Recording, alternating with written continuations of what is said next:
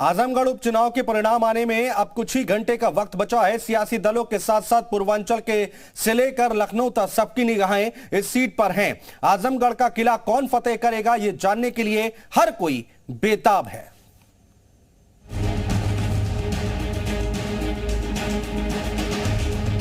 हमारी चुनाव आयोग से ये डिमांड है कि अगर निष्पक्ष मतगणना के इंतजाम में कोई देरी हो सकती है तो वो मतगणना के कार्य को आगे बढ़ा दे। तो क्या ये मान लिया जाए कि गढ़ में भी समाजवादी पार्टी को हार का अंदेशा है? क्योंकि जिस तरह से रामपुर में समाजवादी पार्टी के उम्मीदवार आसिम राजा ने नतीजों की तारीख में फेरबदल की मांग की है, उससे सवाल उठने लगे हैं कि क्या आजम खान के गढ़ रामपुर में भी समाजवादी पार्टी जीत को लेकर पुख्ता नहीं है। अब मतगणना होना है। हमारी चुनाव आयोग से ये डिमांड है कि अगर निष्पक्ष मतगणना के इंतजाम में कोई देरी हो सकती है तो वो मतगणना के कार्य को आगे बढ़ा दे। दरअसल आजम के करीबी आसिम राजा ने चुनाव आयोग से मांग की है कि मतगणना की तारीख को आगे बढ़ा दिया जाए। आसिम राजा का कहना है कि हड़बड़ी में जल्दबाजी से कोई काम नहीं होना चाहिए। अगर संभव हो तो 26 जून की जगह काउंटिंग की दूसरी तारीख घोषित की जाए। एक तो जो मतदान हुआ है, इलेक्शन कमीशन तुरंत उसकी न्यायिक जांच कराए कि क्या मतदान सही हुआ है। दूसरी बात ये, चुनाव आयोग को मतगणना के बीच में थोड़ा सा टाइम देना चाहिए था, क्योंकि मतगणना की तैयारी न प्रशासन पूरी कर पा रहा है और न जो प्रत्याशी हैं चुनाव लड़ रहे हैं उनके लिए भी समस्याएं हैं। अब आसिम राजा की इस मांग पर बीजेपी ने निशाना साधा है।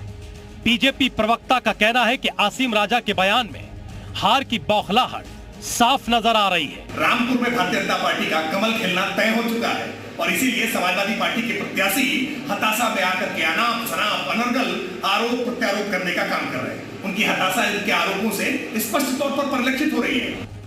बहरहाल नतीजों की तारीख बदलने की मांग के पीछे आसिम राजा की मंशा क्या है, यह तो बता पाना मुश्किल है, लेकिन इतना जरूर है कि काउंटिंग से पहले रामपुर में सियासी हाहाकार मचा हुआ है। अब इसे समाजवादी पार्टी या उसके प्रत्याशी का डर कहें या फिर एहतियाती कदम के तौर पर एक कोशिश। पहले मतदान से पहले और अब मतगणना से पहले लगातार आरोपों की झड़ी लगाई गई। हालांकि पुलिस प्रशासन की टीमें इन तमाम आरोपों को खारिज करती हुई नजर आई। बहरहाल नतीजे किसकी झोली में जाते हैं ये देखना बहुत अहम होगा। रामपुर से कैमरा पर्सन नितिन डेविड के साथ जब्बार खान, जी मीडिया। तो आजमगढ़ उपचुनाव के परिणाम आने में अब कुछ ही घंटे का वक्त बचा है। सियासी दलों के साथ साथ पूर्वांचल से लेकर लखनऊ तक सबकी निगाहें इस सीट पर टिकी हुई हैं। आजमगढ़ का किला कौन फतेह करेगा, इसका हर किसी को इंतजार है।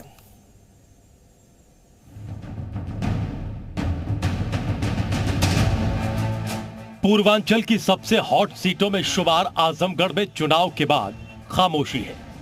यह सियासी खामोशी किसी बड़े तूफान का संकेत है या फिर कुछ और? क्या आजमगढ़ उपचुनाव से बदलेगी यूपी की सियासत? क्या बसपा इस सीट पर वापसी करेगी या अपने गढ़ को बचाने में सपा कामयाब रहेगी, या फिर आजमगढ़ की धरती पर कमल खिलेगा? यह चर्चा पूर्वांचल से लेकर लखनऊ तक है। दरअसल आजमगढ़ उपचुनाव में कम वोटिंग को लेकर सियासी गलियारों में तरह तरह की चर्चाएं हैं। आजमगढ़ में उम्मीद से काफी कम, करीब 49% मतदान हुआ। बताया जा रहा है कि कम मतदान को लेकर सपा खेमे में हड़कंप है, तो बीजेपी अपनी जीत तय मान रही है। वहीं बसपा भी जीत के लिए ताल ठोंकती नजर आ रही है। समाजवादी पार्टी लड़ रही है, समाजवादी पार्टी जीतेगी, आजमगढ़ भी जीतेगी, रामपुर भी जीतेगी। हालांकि सत्ता पक्ष की तरफ से अपनी तरफ से इन लोगों ने भरसक कोशिश की है कि हमारे मतदाताओं को डरा के धमका के उनको बाहर न निकलने दिया जाए। समाजवादी पार्टी की तो हताशा इसी बात से पता चल जाती है जब अखिलेश यादव आजमगढ़ में चुनाव प्रचार करने के लिए नहीं है। आजमगढ़ की जनता ने इस बार ठान लिया था कि अब परिवारवाद के आधार पर नहीं बल्कि अपने हाथों के हुनर पर जिसकी पहचान है, दिनेश लाल यादव निरहुआ को इस बार अपना सांसद चुन रही है। आजमगढ़ सीट पर जीत चाहे किसी भी दल की हो, लेकिन राजनीतिक पंडितों का मानना है कि आजमगढ़ उपचुनाव के नतीजे यूपी की सियासत को एक नई दिशा देंगे। आजमगढ़ से जो परिणाम आएंगे वो उत्तर प्रदेश चुनावों में कम से कम जात की गणित को तो सुस्पष्ट करने ही वाले हैं। उत्तर प्रदेश बिल्कुल सख्त निगाहों से देख रहा है कि आजमगढ़ में क्या होने जा रहा है। सपा अगर अपने गढ़ में हारती है तो इसका ठीकरा अखिलेश यादव पर ही फोड़ा जाएगा और इसे अखिलेश के यहां प्रचार नहीं करने से जोड़ा जाएगा। कहावत है, एक तो करेला दूसरा नीम चढ़ा। कुछ हाल यही है आजमगढ़ का, क्योंकि वहां के उपचुनाव में त्रिकोणीय फाइट है, उस पर से कम वोट परसेंटेज। सभी पार्टियां दावा कर रही हैं जीत की, लेकिन सभी की सांसें अटकी हुई हैं। आजमगढ़ लोकसभा सीट 1996 से ही सपा और बसपा के बीच का मामला रही है। 2009 में इस परंपरा को बीजेपी ने तोड़ने में कामयाबी जरूर पाई थी, लेकिन उस चुनाव में भी उसके उम्मीदवार रमाकांत यादव की पृष्ठभूमि सपा बसपा वाली ही थी। सपा मुखिया अखिलेश यादव के इस्तीफे के बाद खाली हुई सीट पर एक बार फिर से मतदान हुआ, लेकिन इस बार इस लोकसभा सीट का चुनाव परिणाम प्रदेश की राजनीति में बड़े बदलाव के संकेत दे सकता है। ब्यूरो रिपोर्ट, जी मीडिया। आजमगढ़ और रामपुर में अगर सपा हारती है तो उसके क्या मायने होंगे वो भी हम आपको समझाने जा रहे हैं। अगर सपा हारी तो मायने क्या हैं? किले में सपा का वर्चस्व खत्म होगा। जो आजमगढ़ और रामपुर, जिसको एक किला कहा जाता है समाजवादी पार्टी का, उसका वर्चस्व खत्म होगा। गढ़ में पार्टी को बड़ा झटका लगेगा। आजम खान और अखिलेश यादव की पकड़ कमजोर होगी, ये बात कही जा रही है। और आजम अखिलेश में दूरी बरकरार रहेगी क्या? 2024 की राह मुश्किल होगी अगर यहां पर हार मिलती है तो। सपा 2 और पारंपरिक सीट खो देगी, यह भी एक बात निकलकर सामने आएगी। अखिलेश के नेतृत्व पर सवाल जरूर उठेंगे और परिवारवाद की पॉलिटिक्स को एक बड़ा झटका भी लगेगा।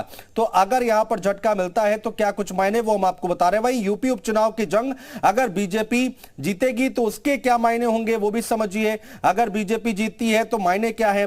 सपा के किले में बीजेपी की सेंधमारी हो जाएगी। इसके साथ ही साथ योगी 2.0 के काम पर भी मोहर लगेगी। डबल इंजन सरकार का असर होगा। जनता का परिवारवाद से किनारा होगा। इसके साथ ही साथ 2024 की राह आसान होती दिखाई जरूर देगी इस जीत के साथ ही। और इसके साथ ही साथ योगी आदित्यनाथ की छवि मजबूत होगी। तो ये वो मायने हैं, वो हम आपको बता रहे हैं। जीत और हार के मायने क्या है। उपचुनाव में अगर सपा की हार होती है तो उसके पीछे क्या क्या कारण हो सकते हैं वो भी आपको बताते हैं। अगर हारती है तो कारण क्या है? उपचुनाव में कम वोटिंग होना, ये एक बड़ी बात निकलकर सामने आ रही है। चुनाव प्रचार से अखिलेश की दूरी और जनता का परिवारवाद से मोह भंग। आजम खान अखिलेश यादव में तकरार, ये जो कारण है वो हम आपको बता रहे हैं। चाचा शिवपाल की बगावत भी बहुत मायने रखती है और MY फैक्टर फेल होता दिखाई देगा।